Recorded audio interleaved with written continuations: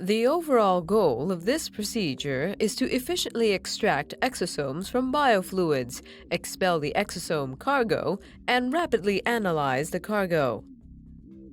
This is accomplished by first extracting exosomes from biofluids using magnetic microparticles with exosome marker targeting antibodies and then loading the extracted exosomes on an electrode surface.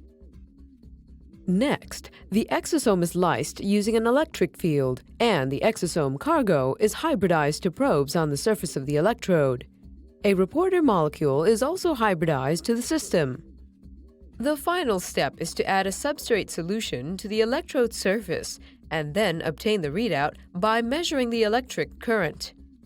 Ultimately, electrochemical measurement of current is used to show the amount of a nucleic acid or protein content in the exosome sample.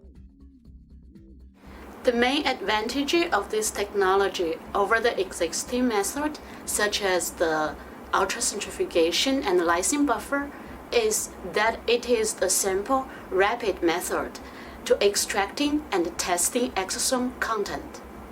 We are very excited about this technology because for the first time, this EFIRM technology allows us to utilize the information that are shed by organs in disease or in normalcy that are shedded by the organ of origin through the vasculature, and as they come into our oral cavity, this technology allows us to capture this information and release the molecular content that we can detect concurrently in a multiplexable fashion, this disease discriminatory information.